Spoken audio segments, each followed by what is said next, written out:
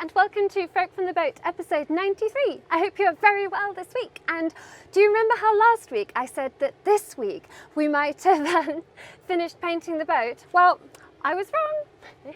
So there's just a little bit more to do before the grand presentation.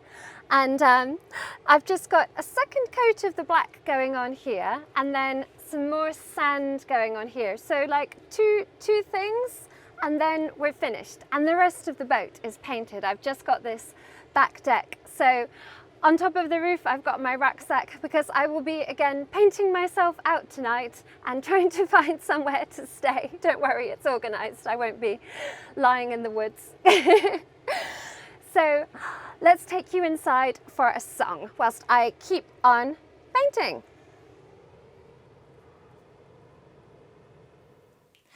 I haven't done an unaccompanied song for you for a while, and this one works so beautifully. It's called The Undaunted Female, or sometimes called The Box Upon Her Head. I think both of them are terrible names, but it's a brilliant song.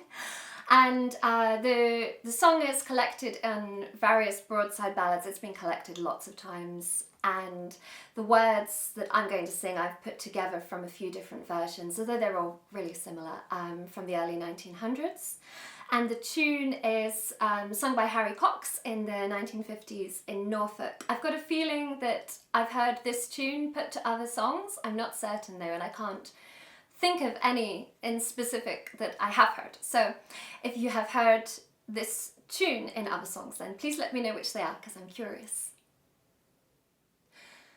It's of a young serving maid in London town to dwell.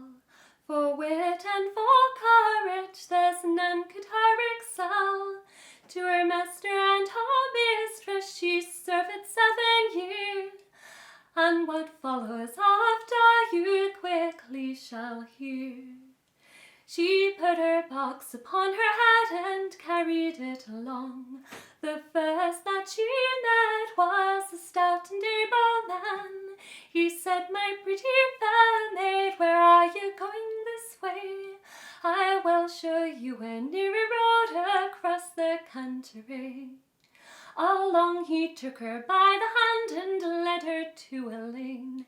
He said, "My pretty fair maid, I mean to tell you plain, deliver up your money without either fear or strife, or else this very moment I'll take away your life." The tears from her round her eyes like fountains did flow. Oh, where shall I wander? Oh, where shall I go? But whilst this young fellow was looking for his knife, the damsel found his pistol and took away his life. She put the box upon her head and so she went along. The next that she met was a noble gentleman. He said, "My pretty fair maid, where are you going this late?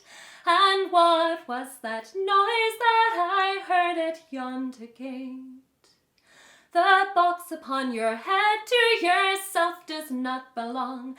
To your master or your mistress you have done something wrong. To your master or your mistress you have done something else. For one moment from trembling you cannot keep still. The box upon my head to myself it does belong. To my master or my mistress I have done nothing wrong. To my master or my mistress I have done nothing ill. But I fear in my heart 'tis a man that I have killed. He asked me for my money, but soon I let him know.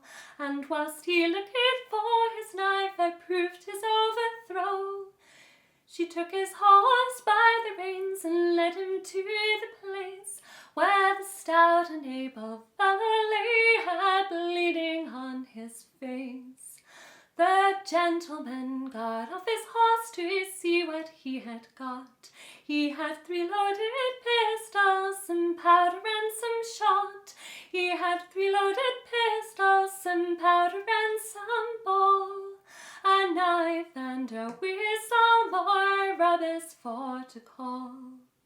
He put the whistle to his lips and blew it loud and shrill, and four stout April fellows came traipsing down the hill. The gentleman shot one of them that most speedily, but this undaunted damsel, she shot the other three.